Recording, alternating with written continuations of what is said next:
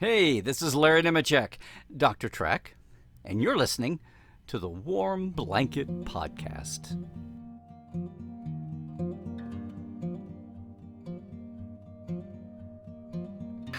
Hello and welcome to another episode of the Warm Blanket Podcast, where we embark on the journey to see what makes us feel good about Star Trek, where our love comes from, and what it means for us. In short, where is our warm blanket? My name is Gary, I'm your host, and I'm very honored to welcome here my very first special guest today, the one and only Larry Nemecek, established author, actor, podcaster, consultant, and sci-fi tour guide, also known as Dr. Trek from the galaxy not so far away called Trekland. Let's give a warm welcome to the wonderful Mr. Larry Nemecek. Wow, that was a great thank you. The galaxy not so far away known as Trekland. I love that. Okay, yeah. Nice. It's a very it's a big honor to have you on the show. As I mentioned off camera, I was a really always a big admirer of your work and what you do with Star Trek and try to conserve what Star Trek is. And I think it's really just an interesting way to start this podcast with a question that I had in mind. How did you become Dr. Trek? Well, the short answer is my marketing and business people said, you need something, you need a tagline, thing. And because in the beginning it was like, oh my God, that was so cheesy. But now I get it now, because it's a lot easier to say, on the second line in a chyron in the lower third, it's to say Dr. Trek than it is to say all that stuff you just said, right? Author, publisher, actor, bon vivant, man about town, whatever. Because when you list all those things out, it sounds like, wait a minute, isn't that like a jack of all trades, master of none? That's just what I was thinking, like, right? Yes. Exactly. See, Dr. Trek, people might go, well, that's cheesy, but then they laugh and they go on. And the last thing they do is think, oh, master of none. Okay, yay. That's good. But that was when I was when I was first working in news, and I was at our local Oklahoma City area Star Trek club that I went back and joined again. I was in news and was getting the promotional mailings for Next Generation, and I said, okay. And we had a newsletter, and that was in the days when the newsletter was you wrote whatever you wanted to write, and you made the copies, and then you came to the club meeting, and then we all stapled them together, and that was our newsletter. Okay, so it's like dead paper days, right? Okay. So my thing that I always contributed after a while, I said, well, I'll write a Star Trek column. Okay. And then it was like, well, I'll just do a Q&A column, and I'll answer people's, which is silly because this is like, 15 or 20, 25 people. Like they just would, if they had a question, they would just ask me. No one's going to write down anyway. But that was the idea. And so instead of answering questions back in the day, I would share all the promo, because we'd get the information on the new episodes like a month or two in advance. But it was legit. It wasn't like leaks. It was it was the promo mailers, and you can find them on eBay now. And so, collect them. And I would just put the next 4 or 5 episodes up, and the dates and the synopsis. Okay, so that's what it was. So anyway, so the name of that was called Ask Dr. Trek, because it was supposed to be a Q&A, but it was never no one ever asked a question. So it just turned into me putting out the promo information, because I was getting through our newspaper. So that's where the term came from. So you fast forward, 20 years, and I had some friends, and they were like, so couldn't you just call yourself something? Just call yourself something short, like Mayor of Trekville or something. And I went, oh, that's yeah. And I said, well, I could do this Dr. Trek thing. And they're like, oh, that's great. And I was like, that's so creepy. Ooh. But it's one of those things where you got to get over yourself. So you basically took on the name that you didn't want at the beginning. There is no approved course of study. There is no sheepskin. But not a single person has ever come up and go, "You're not a real Dr. Trek." I mean, no one's actually taken it seriously and then written me off. which was the point. But I mean, it's a fun thing. Yeah, yes, yes. But again, it does a lot of work. It, as my coaches would say, it does a lot of heavy lifting and gets the across. So, and now we have fun with it because on Life Support Live that I do with Dr. Ali Matu, which is looking at Star Trek through a mental health lens, and we give tips for living. And I love it because it's something aspirational, not just trivia about how many pips are on an ensign junior grade or something. Yeah. Now we have fun with that, and we say it's Dr. Trek and Dr. Ali, and one of us is a real doctor. I mean, so. Yeah. So, were you always interested about sci-fi? Well, yes, but not like as a dump. So that was part of my problem. I'm one of these kids that I had like a million interests, and I had a million. Back when we called them hobbies, which is a nerdier word now that no one ever says. Now we have fandoms, and we have passion. we have our geek flags, and all that. But back in the day, no, it would have been like, oh my God, don't call me a nerd or a geek. That would have been like ostracizing. So no, I'm a hobbyist, which is very old school. Like to me, and if you say it now, even to me. If you say I'm a hobbyist, you're a stamp collector, or you're a coin collector, or you're whatever. But no, overridingly, I always loved history since since the second or third grade. I can remember being when I discovered American history and was like, oh my God, this is amazing. Don't ask me why.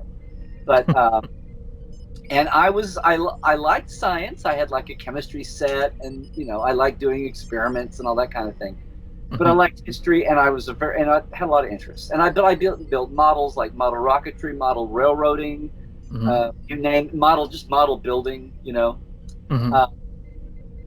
and I was all of that combined when I was a kid. It was also during the Apollo moonshots when I was little, and I was a big NASA kid and would get the photos from NASA PR. So somewhere. Then it was like, and I've said this many times, my ninth grade science teacher was when we had like the reruns after school. Right, because I was a rerun baby.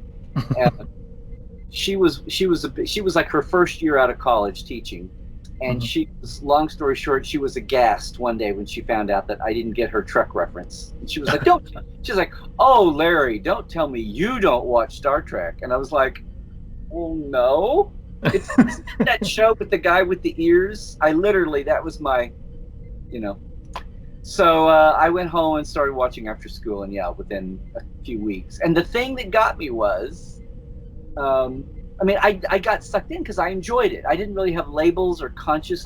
It was cool. I was, like in junior high, and it was cool. And I think what started to crystallize it was when I got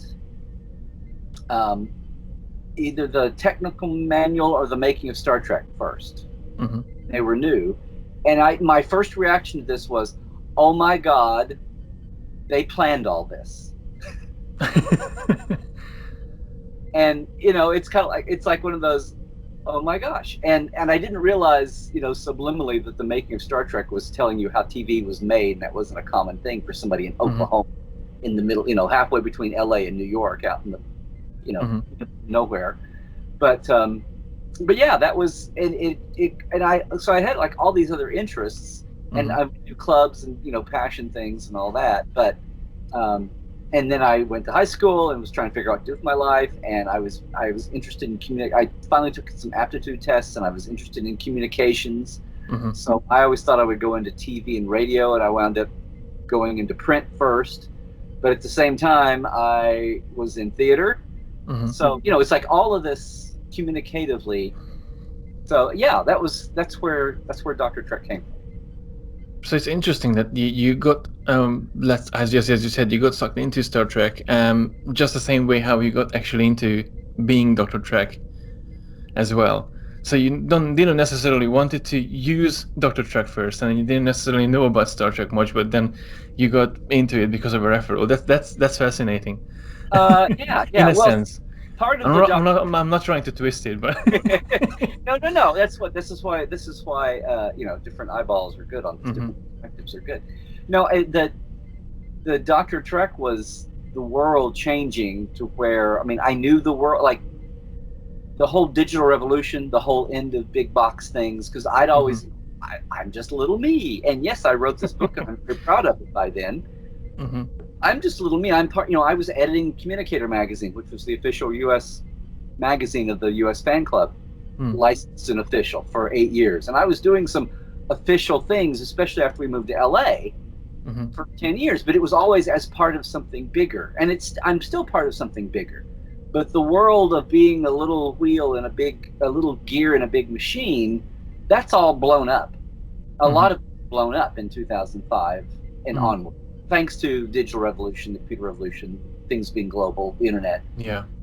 And things that I was trained for in the world that I knew about, like in news and communication, nobody pays for copy editing. It's like slop it out there and get it on the net fast, quick, and here's your 5 cents.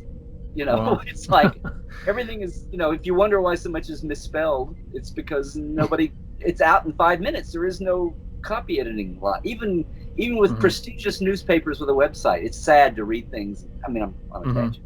But anyway, that world was just like shocking. It's like, how am I supposed to make a living? How am I supposed to feed a family if everything I used to work at and work in is blowing up?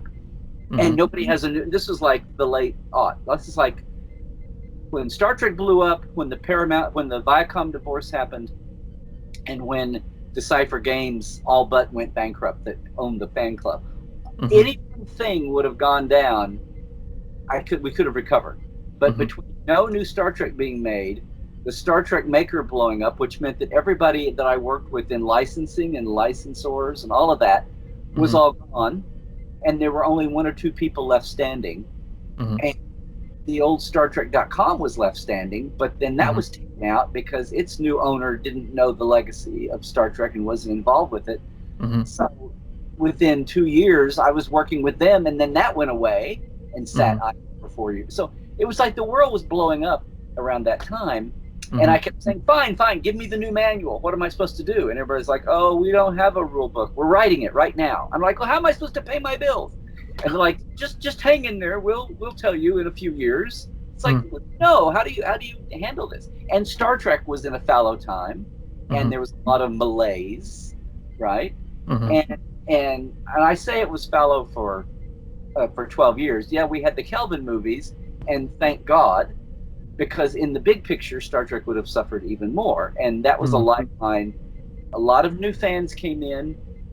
A lot of us were kind of like, well, it took a few years to get it. Oh my God, this is like this is the best gateway drug Star Trek ever had.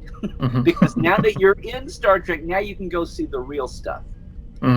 Yeah, absolutely. It gets your interest, but then you're like, oh, well, how did it happen? Where did it come from? And then you go back and you discover all these fantastic shows that you might like, might not, but at least you took the time to actually go and discover all these old things. My biggest thing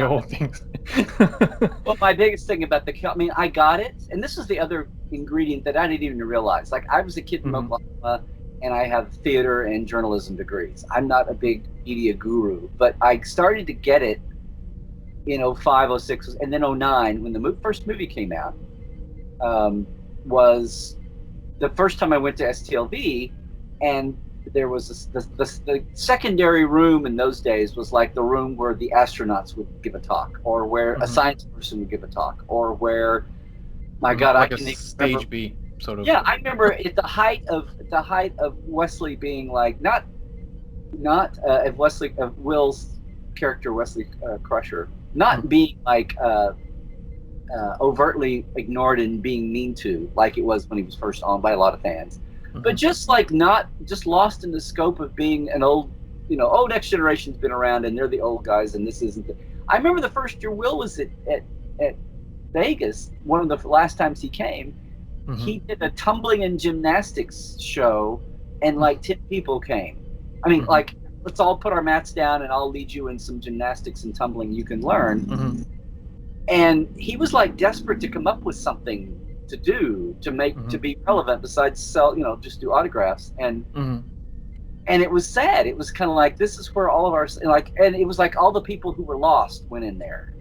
There'd be like 10 people for him, or there'd be like 10 people listening to a NASA person or something, and that was the secondary room. Anyway, so in 09, Vegas is 2 months after Star Trek 09 comes out. and somebody asked me to be Anthony on the new Trek movie, which was the hot new thing website. Asked me to be on a panel to talk about the movie, and I said sure. And I walk in the room, and I'm like, oh, there'll be like 10 or 20 people in the audience. Look, there's 400 people in this room, and I'm like, what? Whoa! Where did these like? So I get up there, and it's all these like bright, fresh face, and this is Star Trek Vegas. And there's all these fresh faces, all smiling and looking at me. And I was God, like, where did you, why, you people do know this is about the movie that just came out, right? Like, it's like, we're not, okay. And we got 5-10 minutes in, and we're talking, and I said, okay, can I just do something? I have to say, how many of you were at your first Star Trek convention? How many of you have never been to Vegas before? That's what I said first. And this is the beginning of my famous raise your hand poll that I do at conventions now. But I said, how many of you are at your first Vegas convention? And it's like 98% of the room. Of these. Wow. And then I went, how many of you are at your first convention ever, anywhere? And it was like the same people. It was like 98% of the room. And I was just like, oh my God. And that's one of those moments when, like I said in the beginning, it's like, that's one of those, be alert for the new, because the world we had been in, I had been like struggling to find good things to say about the movie in a constructive way. And I don't mean like it was a horrible movie. What I mean is it was a very well made movie. Well, absolutely. I mean, I remember we saw it on a screening on the lot, and a lot of the old industry people, a lot of the Star Trek community people who were still alive and standing, we were all in there that I'd known since we'd come to LA. So I'd known for 15 years or something. And a lot of us were sitting, some had worked on the shows, but whatever. And we watched it, and a couple people got up and left. I remember one very specifically. Like they couldn't take it. And the lights come up at the end, but the last 5 or 10 minutes, my mind had already said, okay, people are going to ask me what I thought of this. It has to be positive. But what am I going to say and not be dishonest to myself? And I remember thinking, and lights come up, and I looked at Dave Rossi, and I'm like, well, it was a wild ride, which is one of those inane things that people say, right? And it was like, yeah. So for a long time, it was kind of like, okay, like we're all smiling. There were a lot of people that wanted to tear it down immediately, but it's like, no, you don't do that. And a lot of people don't get that. And this goes back to fandom and trolling. A lot of people don't get that. This isn't like politics. It's not like if you don't like the person running, you just wait 2 years or 4 years and you vote for somebody else that you like better. It's like there's consequences, as we're seeing in this now. Yeah. If you don't like the other person, you still need to make a decision, right? But people didn't get that this was entertainment. It's not politics or sports. It's like if you don't in some way support this, it's not like in 2 years you'll get another choice. It's like it might be in 20 years you might get another choice. It's like if you don't go support this now in some fashion, you're going to lose it. You're going to lose it. Entirely, yeah. Exactly. So for 2 or 3 years it was kind of like my two go-to things were, well, it was a hell of a ride, and yes, the strongest thing about it, the thing I love the most is the casting. It was great casting, which was true. I felt that. It's true. It's a good casting for sure. So for a couple of years there, it was like, oh yes, okay. But since that day with that panel room, I was like, oh my God. And then I went back to my table, and you'd see people walk by, and every once in a while it was like being a souvenir seller in New York City or LA or something. Because you'd see the people walk by, and you can't see me, but people are like gawking, like the tourists from Oklahoma in New York for the first time. I'll make fun of my own state. And everybody's like got the slack jawed, oh my, that, wow, look over here. I mean, when I was a kid, we took a trip in high school and I actually remember there were like 3 or 4 small town kids on this, or 3 or 4 small town schools as students on this bus. And I remember coming out of the Lincoln Tunnel up into New York, and I swear to God, one of the junior high kids from another town said, look, I think that's a prostitute over there. So I remember people would come by, and they had that kind of like awestruck, Midwestern tourist in New York look on their face. I could, after a while, it was so obvious. And I would kind of say, hey, let me guess, it's your first convention. And they would kind of come over with that, yeah, thing on their, and it was adorable. I wasn't making that, but that was the beginning of going, oh my God, we're living through, this is not just a nuisance movie or an annoying movie. But my thing was, I didn't see them as nuisances or annoying. To me, they were just treading water. I was like, look, you're going to sign a deal for 3 of these. If it's a hit, that's great. But it's movie actors. You're going to do 3 or 4 of them before you're tired of it. And the last thing you don't want to be is pigeonholed into only being a Star Trek actor because you're a movie actor and you're going to go do other things. And same thing with the writers and director and everybody. This is not the same paradigm as a TV show where your life is vested in promoting the show because you hope it goes for 3 or 4 or 5 or 6 or 7 years. And you want to be as popular as possible, so you're going to go out of your way. This is a paradigm of, hi, I did all the red carpet, I did all the press stuff, I'll do 1 or 2 conventions, but I'm not going to be the convention queen or the convention whatever. That's not, because that would be unseemly, and then everyone else in Hollywood would think I can't do anything else. But you know what I'm saying? And I knew that was like, people in fandom weren't going to get that at first. So that was like one of the many layers that just kind of, I was like, oh my God, this is the world we live in now. And I found out that 10 years ago, that was like such a revolutionary concept that could be a topic, at a convention. My mission turned into, okay, here's some dots we need to connect now, guys. It's 2010 now, kids. It's not 1995 and it's sure not 1985 anymore, So that was one of those, but ever since then I've tried to be aware to that. And now I can easily say all that was true, but you know what? We've got millions and millions and millions of new fans thanks to Kelvin movies. And and same thing with Discovery and Picard. But I started saying, you never forget your first, whether it's your significant other or insignificant other, or it's your first Star Trek. It's like, don't ever make fun of anyone's first. Yeah. Right? Absolutely. And that being said, there's something that I wanted to kind of ask, because you've done a fair amount of interviews. So basically, you're the Larry King of Star Trek in many ways. Even though you're did this interviews, and you God knows how many you did, probably over 500 plus based on Wikipedia recently. No doubt. They're all up here in these 4 or 5 boxes, cassettes that need to be digitized. I need to finish doing that. Yeah. And even though you did all of these as a professional, was there any time when you were starstruck by your guest? When you were like, oh my days, oh my God, I have to interview this guy or this woman, or like, what am I gonna do? At times, but maybe because the bulk of those were after we were in LA and working and knowing people, or it was to a goal. Like, I've got an assignment, or I don't have an assignment, but I've got to get this because I'm trying to get people before their memories, before they go on the hiatus and they've drained all their good memory from, which is impossible to do these days, pretty much. Because of the weird overlapping schedules and people are in Toronto and all of that.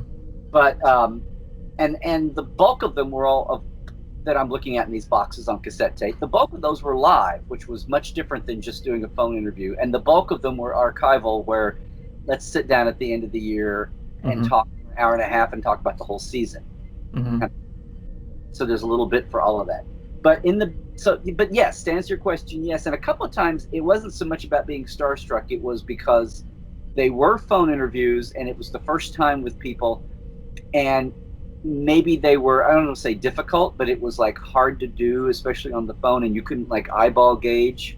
And a couple of people had quirky personalities, and it didn't necessarily mean that it was a hard interview. It was just hard. It was hard to read the room. No, exactly. It was hard to read the reaction.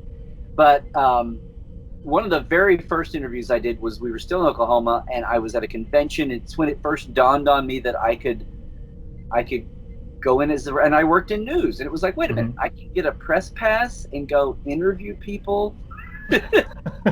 And I will never forget the late great Mark Leonard, who was Sarah and all that.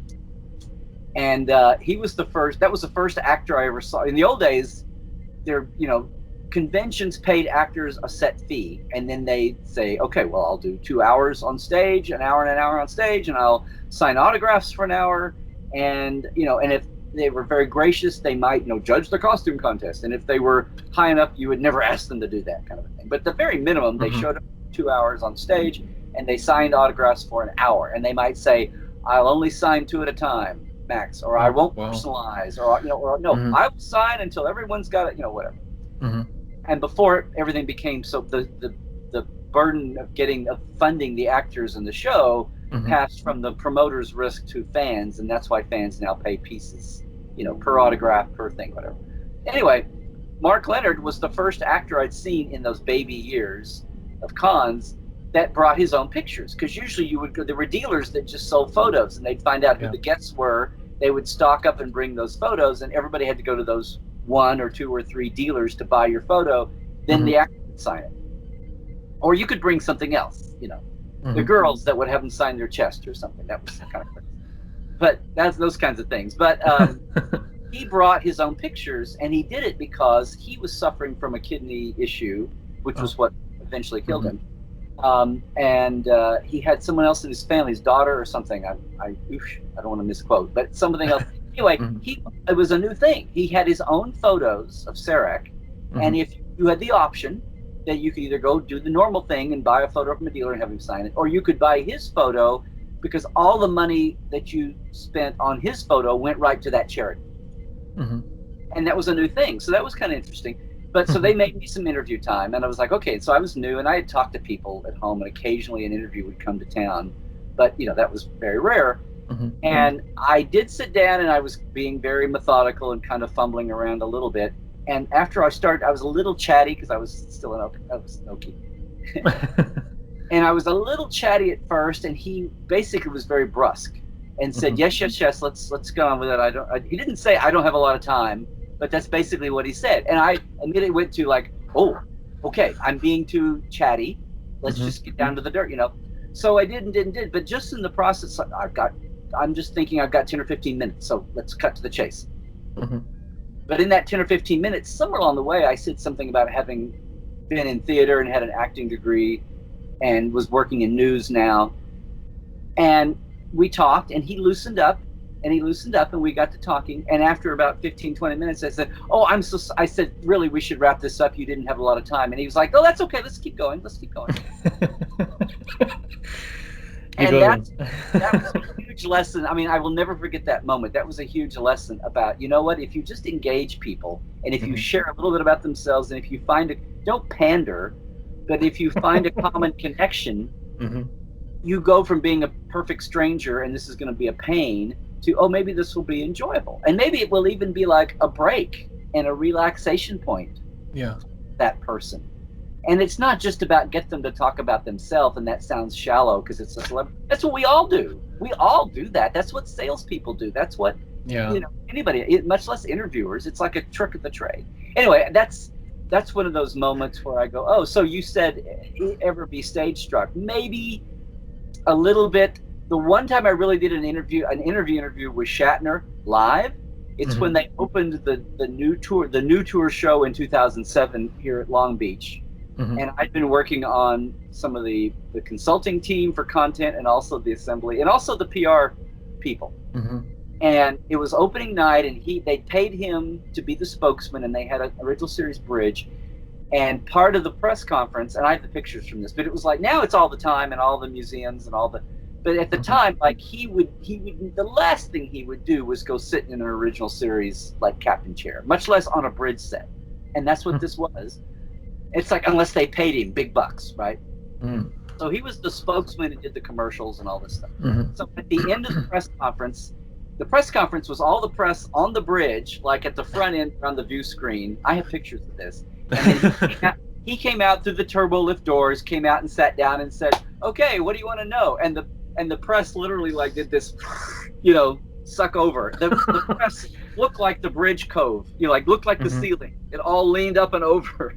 Wow. And I Close saw captions. that. I was just amazing. I immediately broke from where I was and ran around behind so I could stand behind him to get the point of view of everybody leaning. Anyway, it got to we were like halfway through this, and there's 50 people in there, cameras and audio and all that, and writing. And we got down to the end, and he was going to do 4 or 5 recorded, like maybe one person had a camera in 2007, professional. Most were audio interviews. And one of the people on the PR kit came up to me and said, Larry, we totally forgot. We're supposed to interview Bill for the electronic press kit. Like, we're supposed to be one of the 4 or 5 interviews at the end with a camera or a microphone. And I'm like, yeah. And he goes, well, we didn't pick. Can you do it?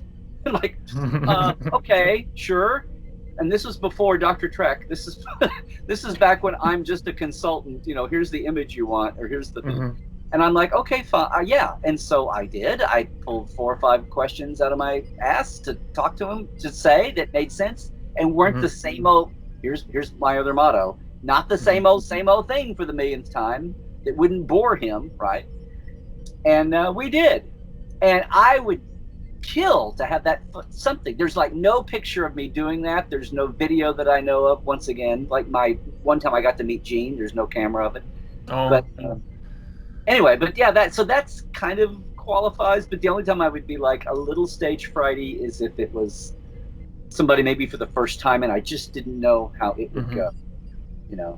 The only time I really had that stage fright was just the one time I got to be fanboy was and if you know me, you might know this. After 2 or 3 missed times, when I finally got to meet D and just get his autograph back before I was professionally interviewing people, that was, I mean, I wasn't a puddle or anything, but part of me was like, I'm going to like be struck by lightning and I'm never going to get his autograph. Something's going to happen again, including the autograph. Something is going to happen and I'm not going to do it. And it was like, okay, I can breathe now. I finally have this, but yeah. I had something similar with Terry Farrell, bless her. She's wonderful. So when I was a kid, I remember I got the address for Paramount Studios, and I was like, okay, I'm gonna write a letter. And I loved Jadzia Duck's Abbotson's Nights Over of DS9, just fantastic. And I had a picture that I acquired from a convention, a really small convention, and I was like, okay, I'm going to write a letter. I'm going to put this picture in, and I just sent it out to Paramount, 555 Melrose Avenue. I was like, and I have never got a reply. Because I think I should have included a self-addressed envelope, which I didn't. Were they still filming? Was it still in production? No, I think it was. No, they didn't film at DS9. I think it was around 2000. No, hang on. I think it was around the end of Voyager, beginning of Enterprise era. Yes. when I did. So it was way over than. I don't think anyone had the address for Terry Farrell at that time. But I remember I sent over that picture. I never got a reply. And I happened to meet Terry Farrell in 2016 in London Destination Convention. We did a fantastic photo shoot, like a kind of a Charlie's Angel position. I was just like, do something fun, because I was waiting for this so much. And got the photo, and a year after... I happened to meet her again in Southampton, and I remember I was starstruck, but her, and I walked up to her, showed her a picture, like this were us, told her the story, and she was like, "Oh my God, this is amazing!" And she was like all over the place. I was all over the place, of course, and that was one of the best experience I had with that Star Trek actor. And I had so much, but that's one of the things that it's worth waiting for. When you say you told her the story, did you tell the story of sending the picture in 2000? Yeah, I have. Yeah. Of course, you had no idea that she was not only was the show out of production and no one on the lot, but that she left with very hurt feelings. Yeah. The last thing she's going to do is do it for 5 or 10 years. I know. But that's okay. It's okay. See you. It's okay. I mean, obviously, I didn't tell her that that was the time when DS9 was already wrapped up and she was out of the picture. But and I didn't even. No, I spared her that trouble. But no, it was still fun. Just to finally get to the point when I was able to actually just thank her for the for the work that she done, and it was just a really good experience. And talking about acting. There's something that I wanted to ask about, and I'm pretty sure you know what I'm going to ask now. Phase 2 and Star Trek Continues. How did you get involved with these guys? With these shows? Well, Phase 2 walked in the door. It's very funny. So James Cawley. So back in I know over the years, and you can go back and check this, there had been people that I did a little 15-second silent movie in college thing, and then we did parody in college. So people had done fan films along the way-ish in very small ways. But the one that really hit consciousness was not New Voyages / Phase 2, but I've gone blank now. It's the Johnson brothers in Texas, and they built a bridge set, and their science officer was Bafuzil. I've just gone blank on what it was. It was one of the Constitution class ship names, not Enterprise, not Essex, not Excalibur, not Lexington, not Farragut. It's one of them. Anyway, they became famous, but this was all being done pre-YouTube, where we were all on download modems. I mean, dial-up modems. And they would put up an act at a time, not because they were taking a while to get it finished, but because it would take 6 hours to download, 10 minutes of video on a dial-up if you didn't lose connection. Yeah. I mean, it was okay, Act 1 is going up tonight. Ooh, okay. But it was so new and different. It was wow. So they had done that, and we were doing Communicator. And I think it was Kevin Dillmore was the reporter that I had. And I said, this is cool. This is so cool. Let's do a story on these guys. And by then, yes. So we had a story, and they sent some photos because we weren't sending photographers we didn't have a big budget. So anyway, so they sent their own photos. And I take this back. They didn't have a bridge set. Most of it was shot on location. It was like a planet thing. But they had a couple of scenes on a bridge, and I didn't know this from Adam at the time. And they sent a picture of the two brothers on a bridge set. And they said, here we are on our bridge, blah, blah, blah. Okay, fine. So that was kind of our caption for the photo. So that's been out for a month, and I'm on a lot day over in the archives or whatever, or at StarTrek.com, and I had to go up to the art department. And so here's Mike and Doug and Jim Vanover and Denise. And I go up to get something, or somebody has something for me, and Mike comes over and he goes, Larry, there's somebody here I want you to meet. I go, oh, okay. And he said, this is James Cawley. He's a big costuming fan. He has a lot of Bill Tysons. He's a big original series fan.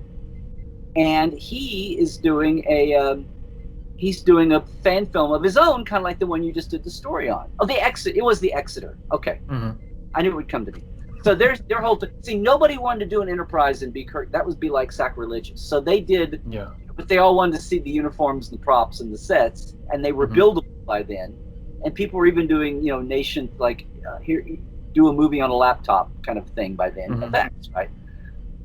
But nobody was going to try to do Kirk, Spock, and McCoy. That would be too audacious. We'll make too many people mad and ruffle feathers. So we'll do our own original characters. Okay. So that day in the art department, Mike says, Larry, this is James Cawley, blah, blah. We've used the hood that we used in A Mirror Darkly for the Defiant / Enterprise's bridge. That we couldn't come up with, when Mike Sussman said, can we do it? And Manny said, can we have the thing come up? Can we have the Sulu scope come out of Sulu's panel? And they're like, sure, we can do that. And they're like, we don't have budget and time to do that. Well, they knew that James had one on his set, so they wrote and said, can we borrow your mechanized, motorized Sulu scope?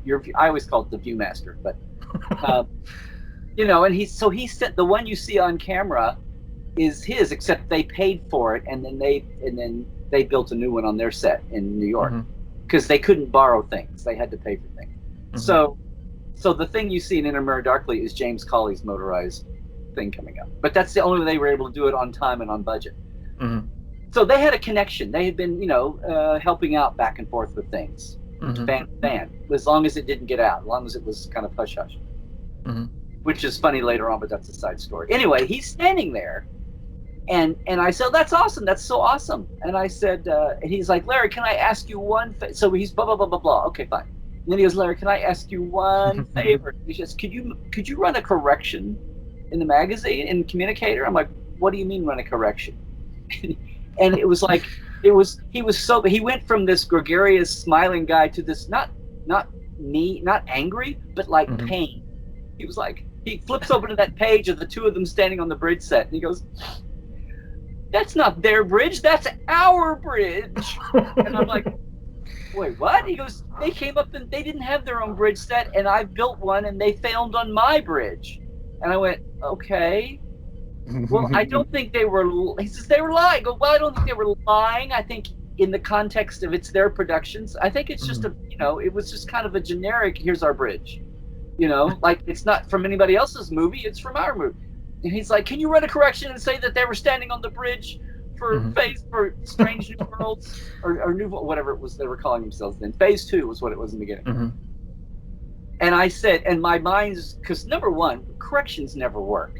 Because people who are aggrieved, and legally maybe even if it's crazy enough, but it's more of a political tact thing. Usually corrections are run to correct the record. And if people, like a newspaper has you can look every day, and here's in the old days, I guess. Now, online it's corrected and they make a note of the corrections log at the bottom, which is the way it has to be handled now. But I know that most people never, in the real world, the damage, if there's damage, has been done. Like no one's going to see the correction. So my standard old news line, which was not a come off, it was legitimately honest. I said, James, how about this? Instead of doing a correction, how about we just do a story on you? And he's like, "Oh, that would be great. That would be great." So that day, the reason he was in LA was because their first episode, Come What May. So there are cameos through there, right? With John Leslie and well, anyway, the two or three cameos that are in that. And he said, "You know what? We have a role on we are filming one right now, and we have a view screen cameo. And would you do it? Would you do it? Would you do it?" I go, okay, fine. And that's how Cal Strickland was born. The other side of that was, I said, and it had been a long time since I'd done any acting, and I said, "Okay, but just get me the script in plenty of time, right?" He's, "Oh yeah, it should be a little thing." So I don't get anything, don't get anything, and this is okay. We have email by 2001. Okay. I was trying to think, where was this? So nothing. So I go over there at Doug's house, using his front living room, different angles, and I get in, and I go, "Oh hey," and they're filming. They're filming not Eddie Paskey, but John. Yeah, Chief. I've gone blank. What's his name? The transporter chief, who was in Star Trek 2 again. My mind freeze now. I don't know. Shoot me, I should know. Anyway, somebody out there screaming at me. And me too. Anyway, they're filming him, and I like, okay, fine. Just give me a script, and I'll go work on my lines. And everybody ignores me. Oh. And I'm like, we're filming next, and then I look over, and he's got big cue cards. I'm like, oh, okay. Well, it'll be just a cue card. Okay, okay. It must be really short then. Okay, fine.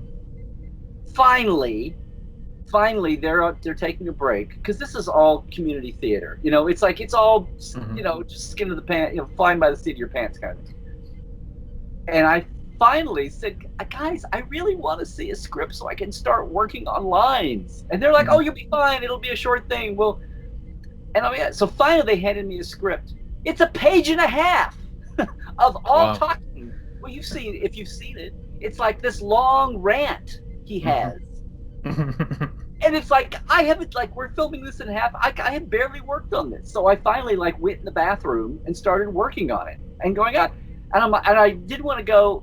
And at the time, I had no idea that this was going to blow up to be, the first fan film. And fan films were going to get big. And I was thinking, maybe 100 or 200 people would ever see this. I'm glad. But at the time, I was like, and they were just like, "Oh, don't worry about it. We'll just stop and start. If you mess up a line, we'll just stop and start." And no, this is like a connected thought. This is like an arc of thinking that would look more, we'll cut away. And I'm like, no, I'll look like shit. No. It's like, I was a little pissed that this was a fun thing that I felt like I was put in a bad place on. So the more I thought about it, I was madly working, trying to memorize this and not have it just be memorized words, but, act it, inhabit it, right? Yeah. Even though it was a cameo on a view screen. So I'm sitting there, and the whole time, the script is sitting in my lap, and it's like, how do I do soap opera acting? You know, like where you cheat and you look down and then you you do one of these. And you don't even have the teleprompter to actually help you or something. Oh yeah. So they did cue cards for him, and I came out and I'm like, do I get? So I have cue cards, right? And they were like, oh, we just did that for him because. And I'm like, wait, no cue cards. It's like, wait, what? Yeah, that was part of it. That was part of I had these like false. I got teased. I thought I would have. Anyway, so it is what it is.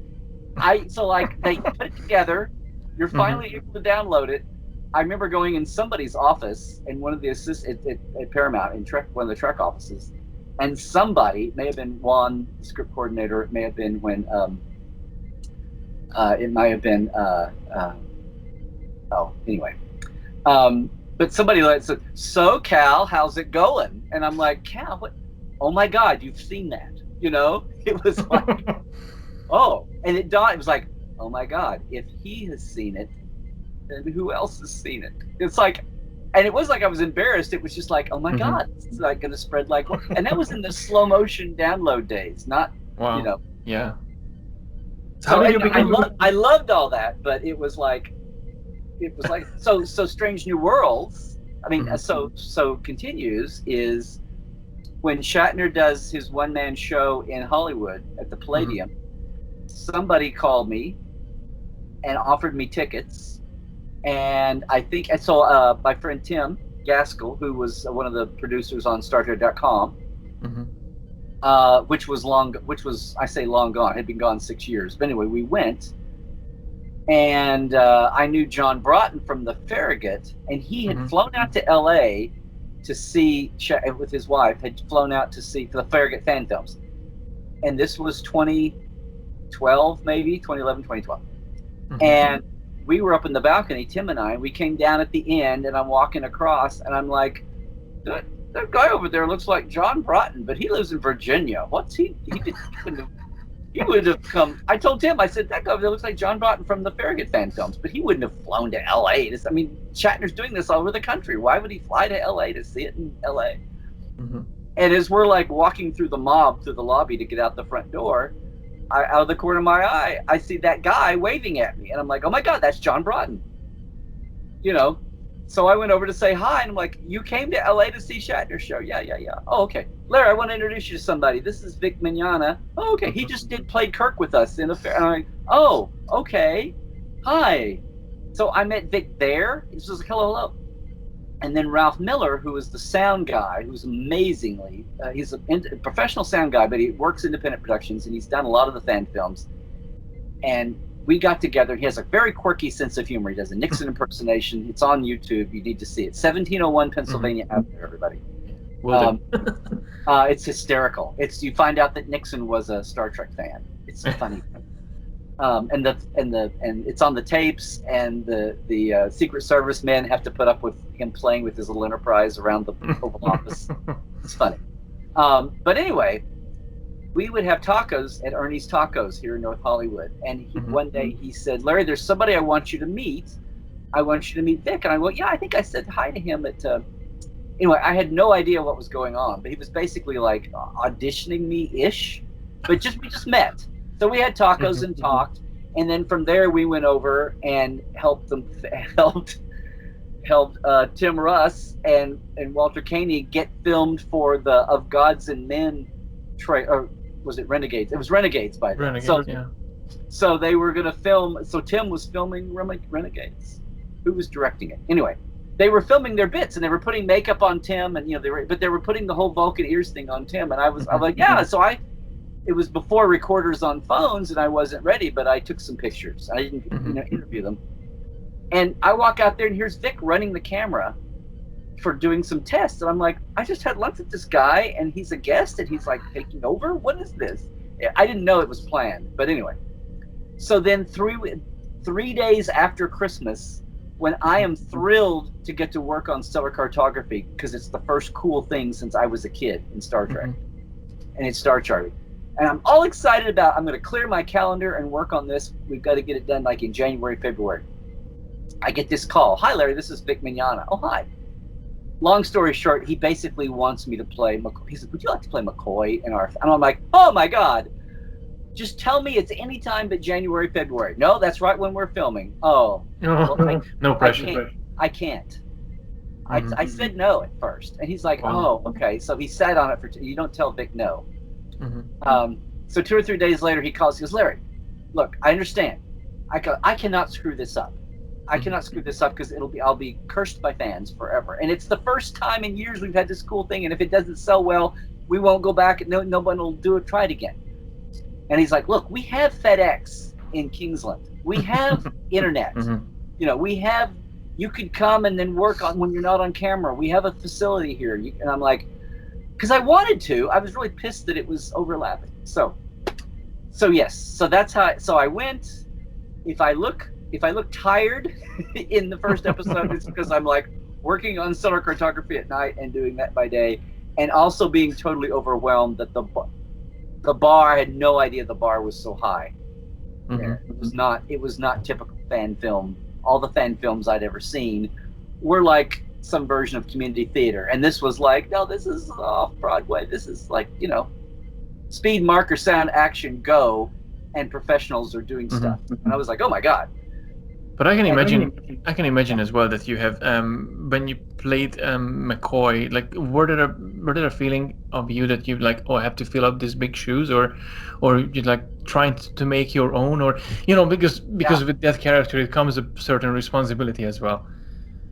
Well, yes, and I that's one of the few times in my life that I want to go back and rewind something, because I was so awestruck and I felt the responsibility. And Carl Urban had done such an incredible, I think Carl Urban is the best, maybe I'm biased, but of that good cast in 2009, Carl was the one that really, I thought, even more than Chris Pine and what's his name? No, Zachary Quinto? Zach Quinto playing Spock. Even more than them, I thought, and I think most people agree with this, that he really inhabited, it's like he was totally D, but he was totally himself. He wasn't mimicking, he was inhabiting McCoy. He had it down, he had some affectations, but it was still him. And that was like the model that I wanted to do. I mean, I intellectually knew that anyway, even if I hadn't seen it. But now here I had somebody else doing it. Because, you know, it was McCoy, it was D. Kelly, it was my guy. I'd been doing McCoy for years. I had my party impersonation, damn it, you know. Right? And you know, I'll certify that right now. Now, Spock, you know I haven't had time to run an examination on him. You know, Spock, do something. That's one of my favorites. Can you tell? So it's like, but sorry to make you laugh. But no. It's awesome. But I was terrified of looking like an impersonation and looking like my party McCoy. Because I knew it had, and I didn't even know then how great a field the acting quality was going to be around me. And after that dawned on me, I was like, oh my God, so I dialed back a lot of the, you know, the McCoy, and just tried to be very organic and out of me. And we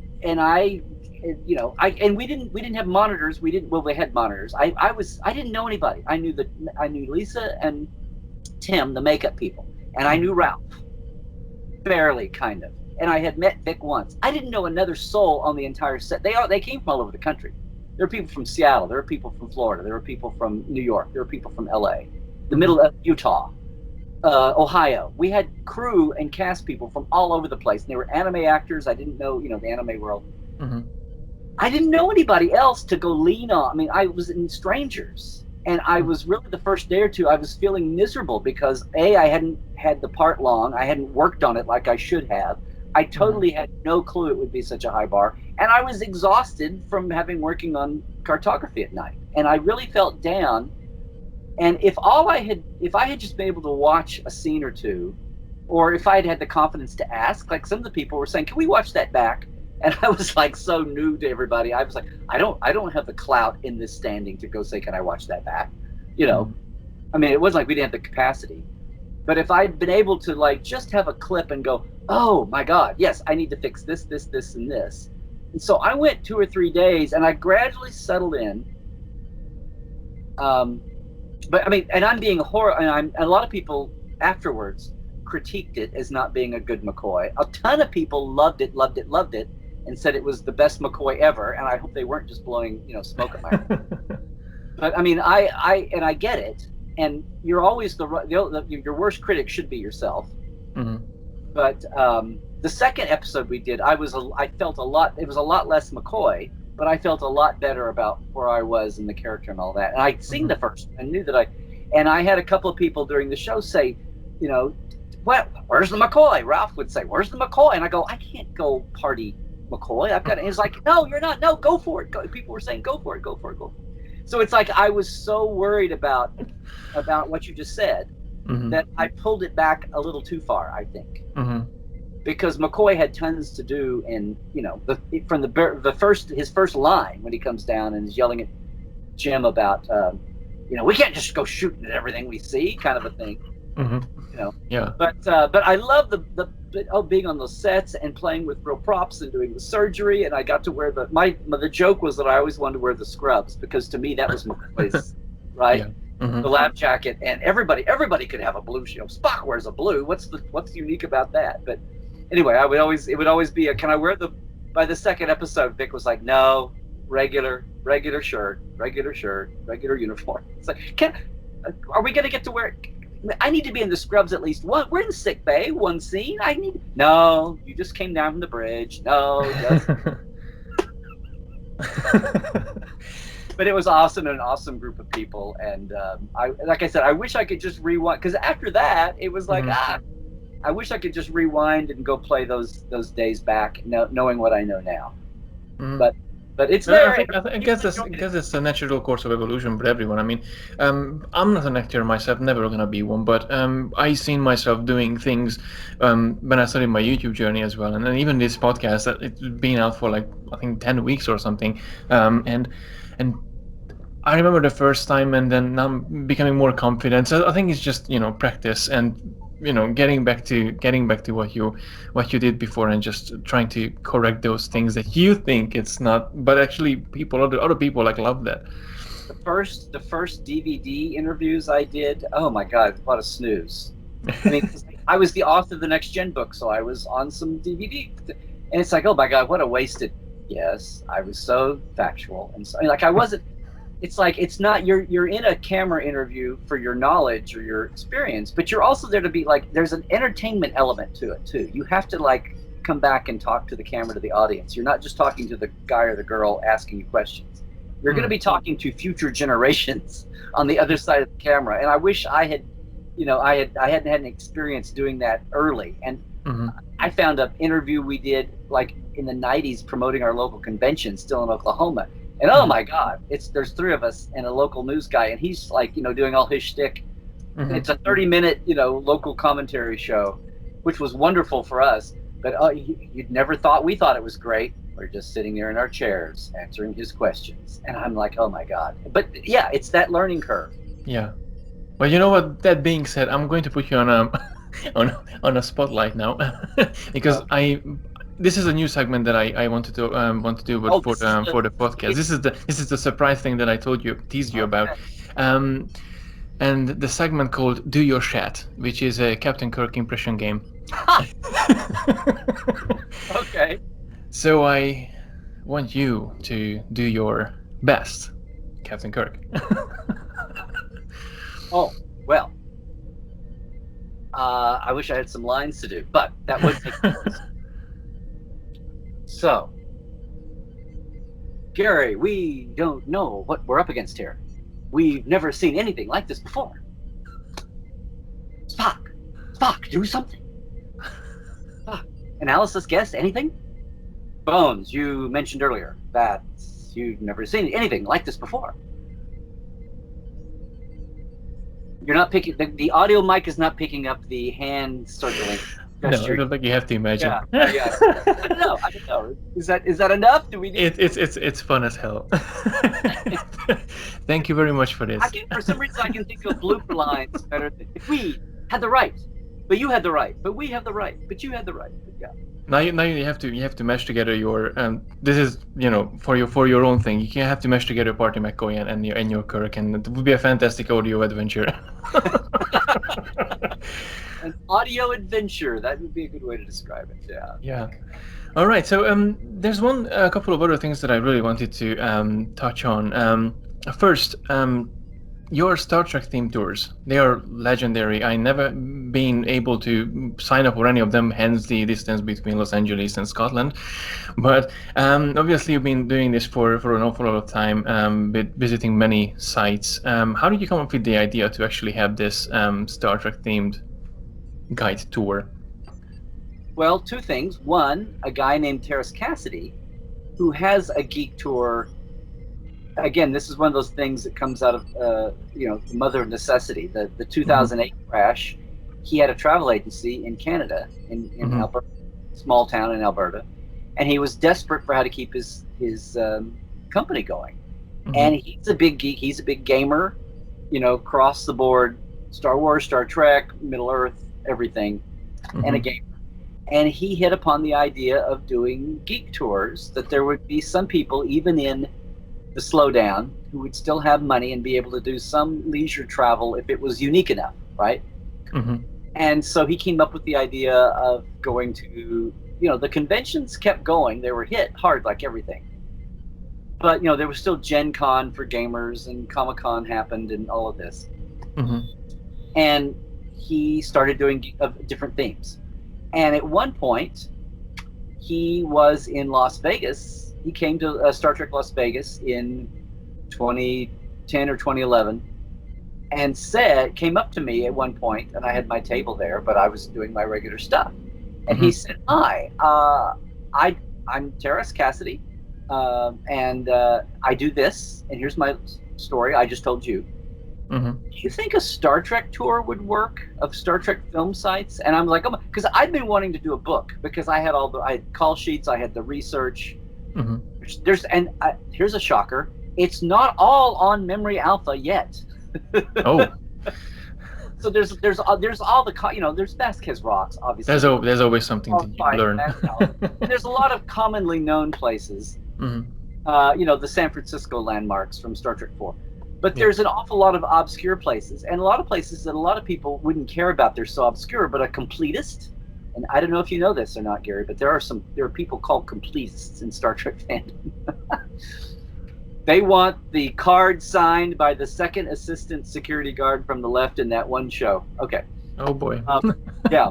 So I said, "Oh sure, yes, I'd love to do this. So the first one of the big ones, I call it the big tour, we decided to have it lead into Star Trek Las Vegas, which means it's in the hottest time of the year.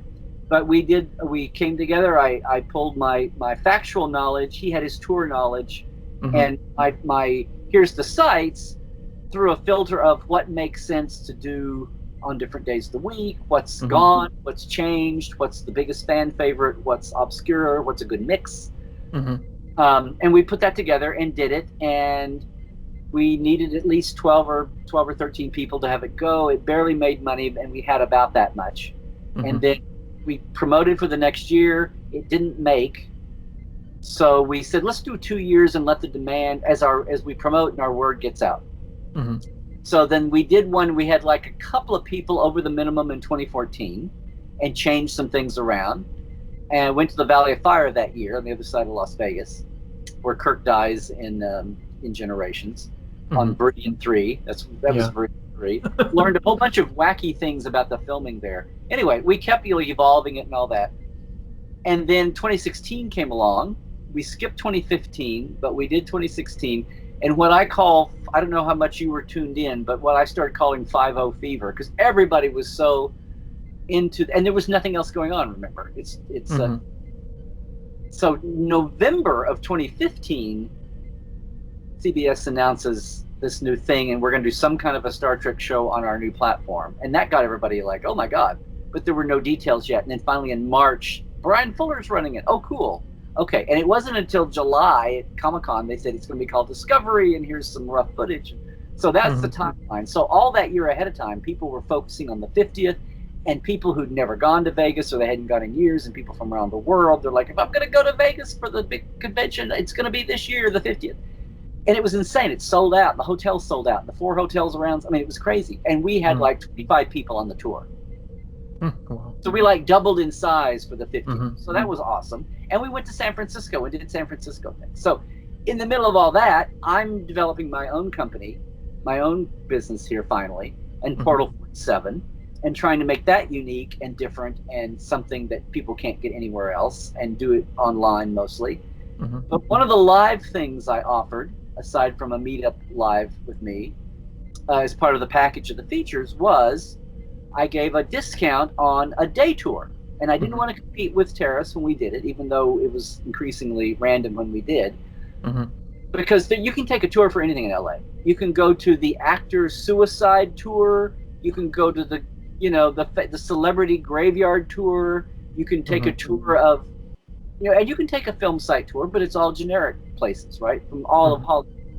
Yeah. Nobody was doing it, and there's plenty of Star Trek, including on the lot at Paramount, right? So I put that together just so I could offer it as a discount as part of Portal 47.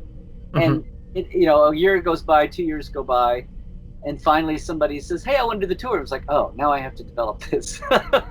So I came up with, because the point was, I give you a list of 40, 50 places, and then you pick what you want, and then I work with you to make sure we can do it. And so it's totally concierge. It's totally a custom trip, and that's what Trekland Treks is.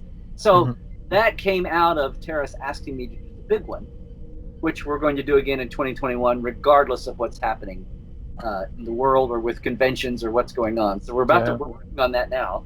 I'll tell you to tell the world. But anytime anybody's coming to LA, hopefully when this damn pandemic is over, TreklandTreks.com and go, put your tour together, and we go to 4 places in a day, and there's lunch, and we can do more than one day. So, but that's where they came from. That's awesome. Not to mention this,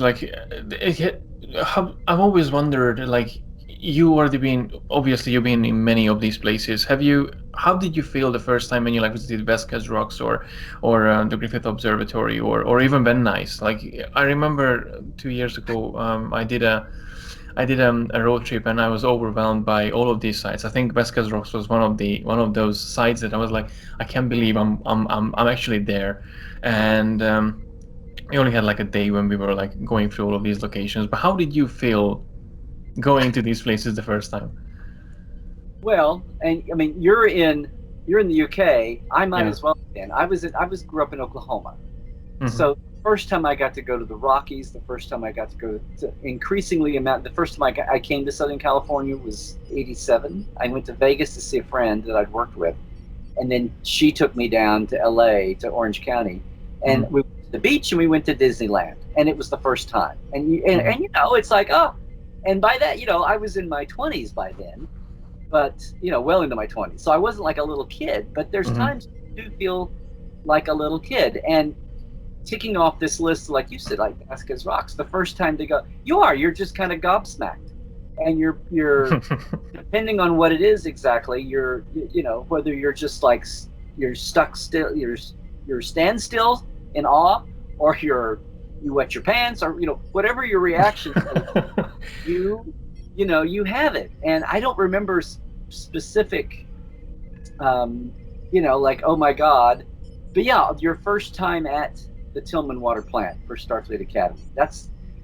Those are the two.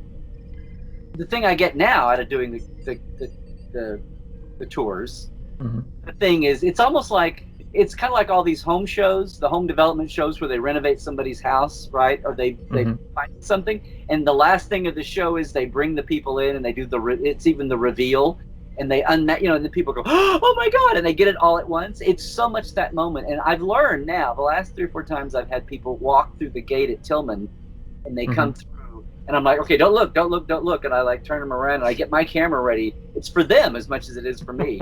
It's like, okay, turn around, and it's just that Christmas morning joy look on people's faces. I mean, I love that, and I try to get video or get a picture of that moment, so they always, because it's like everything. It's like I said before, you never forget your first, and sometimes it's big and splashy like Vasquez Rocks or Tillman, and sometimes it's little.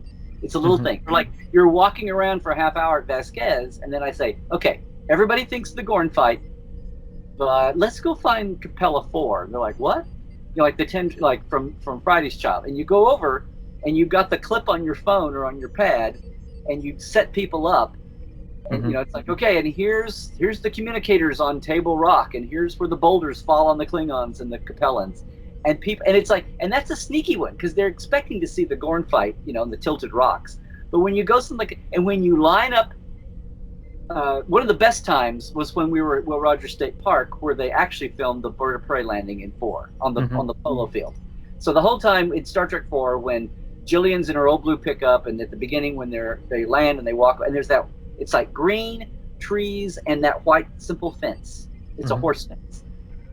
And when she comes driving up at the end, and they do the whole "You Love Italian," and they get out and they walk away from the truck and beam away as she drives. That's all at the Will Rogers Polo Field. And we were on the bus, and the bus has a screen where we play clips as we go on the big tour. This is on the big tour, on Terrace's tour. So we have the bus, and the thing is playing the clip. And we came around, and I said, okay, guys, now this is going to be very momentary. This is not a big splashy thing. And as we pulled around in the circle in the lot and started to park, I looked up at this little DVD screen and looked out the big bus window, and it was like perfectly lined up where she's running and going, Admiral, Admiral, at the end. And you could totally see the fence, and the gate in the fence was open. And she's there, and I was like, oh, stop. And we paused it. And I went, look at this, everybody. It's like, look at the screen. It's like the angle and the screen were exactly the same thing, and you instantly got it. And it's one of those, like, it's like such an obscure thing. You're like, hey, the field where they pulled up, because the bird of prey is like cloaked, so you don't see it. So that's not part of it. But it's one of those moments where that moment when you line up a shot with the real thing for people, that was just funny because it was totally coincidence. We did it. So if we were trying to find it, we would have sat there for 10 minutes, finding. But that moment when people see the real frame from their film and the real thing over here in life, that's just, no matter how big or how small it is, that's just awesome. And so on mine, it's all, what it turns into is not so much like the easy ones are Vasquez, or the hard ones are like when you're on the hunt and you're walking around something for an hour and you finally find the angle, or you finally, you're on the detective hunt. That's when you find the cop scene in San Francisco, like, we're looking for nuclear vessels. Yeah, well, like that one shot. when you're looking for that when we were scouting, I was scouting San Francisco, and the part that we're going to shoot with the little boy that was deleted, but the bit where Sulu, Scotty, and McCoy are walking along. Oh, yellow lines. Yeah, the yellow pages. Can't find it. It's the yellow pages, and that little visual joke. To find that spot is kind of cool. You're like, oh, look, and then you're like, okay, look, because the other thing is these scenes were filmed 10 and 20 and 30 and 40 years ago, and your real life brain is going, wait, things happen in 50 years. Things happen to buildings and plants, in 40 years. But to sit there and then put it back together in your mind is that's part of the fun too. It's not just walking up and going, oh, there it is. It's like, ooh, cool. And then you realize how much history has gone by. We take it for granted. It's preserved forever on film. Anyway, that's all part of it. Yeah, I think I answered your question. Yeah, it turns into a detective hunt as much as it is going, oh, there's the place. But then you have a little reverence. And it's weird because then you think, if you were a Star Wars fan and you were in Tunisia, you're looking at sand dunes or something, I guess, or whatever. But I mean, no matter what historians do that when they do battlefield tours, say, or historic building tours. It's kind of the same thing. It's like your thing that you care about, and you get to see it in real life. Except battlefields and mansions and things, those were like real, and there's real people there to tell you the real story. A Star Trek film site is so obscure to the big world that, like, we're in a little tiny club. We're not in the Civil War reenactors historians club. Yeah. That's huge. But the Star Trek club is much smaller. Yeah, I know. It's like I still remember when my brothers were asking. It's like, oh, what do you like so much about it? It's like, it's just a bunch of rocks. And it's like, no, it's not just a bunch of rocks. It has something special in it, which is put up with. Yeah. No, it was fun. Understandable.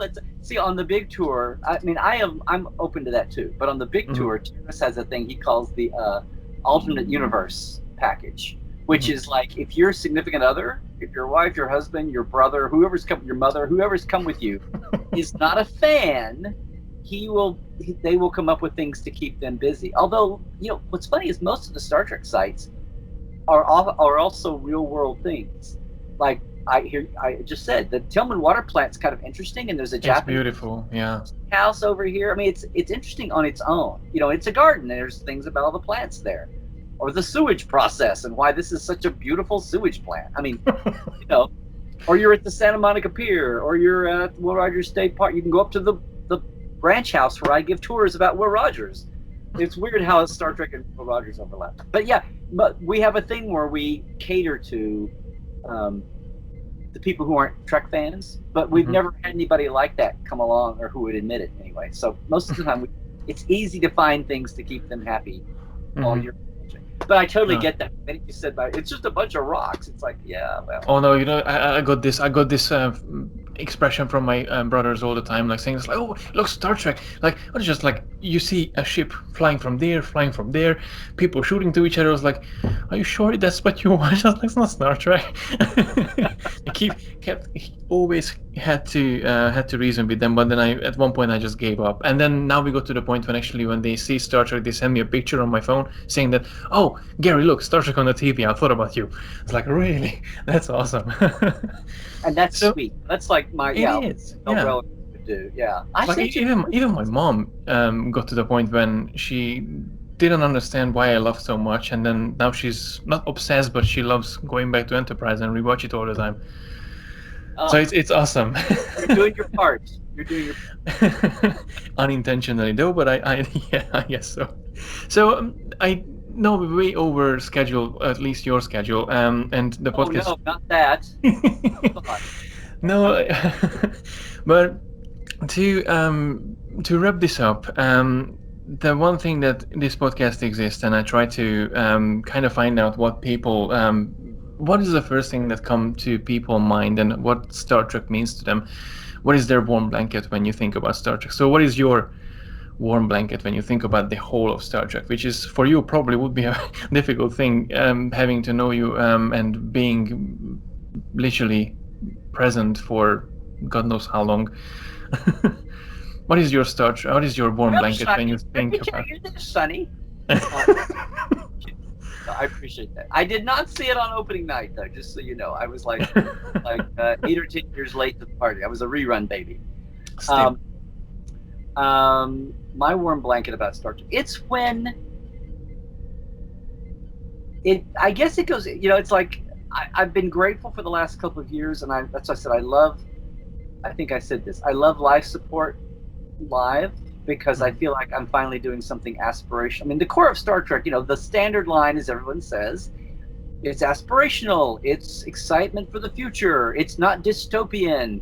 It means that we not only survive, but we thrive. We don't just tolerate diversity, but we celebrate it, as Gene said with it, right? And it's got the fun, geeky, techie stuff. It depends on rationality with science projected. And it's good stories that are thought-provoking, in the best, a metaphorical way, and issues related. And it's usually got great characters, and it's well cast, and has really talented people making it as entertainment. I mean, like all up and down the line. But doing life support live, I've gotten away from the part that's the heart of Star Trek, I think, the aspirational, because it's like I took that for granted. All these years I would watch as I became aware of what I liked, and then when I would start being aware of fandom through the letters like Interstat back in the old days, or seeing what people talk about. It's like, God, so many people are talking about Spock and the characters. Okay, I get it. That's cool. I love them. But this is so much cooler over here. And now we have labels for all that. Oh, they're shipping. I'm into world building. Okay. And then after a while, it's not just world building, but it's like staying consistent, right? And, the canon, the C word, for better or for worse, and all of that. Yeah. And canon is just writing down what we've done so we don't forget it. That's all canon is. Canon is just keeping track of what you've done. Except, if you've only been around for 2 or 3 years, no one really cares that much unless you're inventing a universe, and then it's important. But when you've been around for 50-something years, you need to have things kind of tagged, right? It's got to be a museum. It can't just be a room full of stuff crammed in it. You've got to have things tagged and put in order. That's all canon is, and then we decide how we're putting it in order and what different rooms of canon are and all. Anyway, one room is huge, a couple of rooms are side rooms, but it doesn't, they're all labeled a certain way. But I go back to, and I came out of my mouth just talking to you today, I think the biggest thing was when I got one of those first 2 books, and my first thought was, oh my God, they planned all this. This meaning the thing I already knew I enjoyed, right? The adventures, the futurism. Like I said, I was a NASA kid before I was a NASA kid and a history kid before I was a Star Trek kid. And I really have always felt that's what I enjoyed about Star Trek, that it was us, our history as especially the original series, but always, every time Kirk, like the first wave of self-analysis I did was realizing I didn't sit there and like melt down every time it happened. But one of the things that always stuck with me was when they're explaining something new, like Khan, and they get Khan, Khan Noonien Singh, and they get it. And Kirk has some speech like, oh, really? Think of it. Caesar, Hitler, Napoleon, Lee Kuan, and it's like, and they do that thing where not only does it remind you that this is not, and this was in 1967, it's way before Star Wars, but you're getting it. This is not a galaxy far, far away a long time ago. This is us in the future. And it's when he says a speech like that, Caesar, Napoleon, Hitler, Lee Kuan, you not only get it, that it's coming right out of the guts of human history, but there's another name he threw in there that you have no idea who that is. Who's Lee Kuan? But you instantly know exactly what he must have been by context. And you go, ooh, that's a gap between even our time and theirs. It's a reminder that something is happening between us and them. That's just as moldy history to them as Hitler and Caesar and Napoleon are. You know what I'm saying? That whole setup of it being a 3D world in the future. And then, that's why, and I love Journey to Babel, because it's like a couple of years come by and you start, I remember being in the first grade and we had to write like 2 lines about, we're learning, and something about rain. And it's like just 2 lines of manuscript writing. So you're going to, like, your first grader, right? And I still remember what I wrote, because years later I saw it. I wrote, rain is wet. Rain is really just water. But I remember, like, when you were a little tiny kid, and it's like, that's a revelation. It's like, wait a minute, rain is just water falling from the sky. It's nothing special. It's just a different, and it's kind of that way. It's like, guys, you do know that this show is about, this is a wonderful show, but it's only about 3 guys on this one ship. There's a whole universe out there. Can we please see more of the people out beyond these 3 guys on this one ship? Which sounds like a sacrilege to all the women who wanted to write a Spock story for the 97th time. And power to them. I love them. But that's why it was like, Journey to Babel, can we please, all through the movies, it was like, can we please see the Federation? Can we please see the Council? Can we please see the Andorians and Tellarites again and other races? Can we please?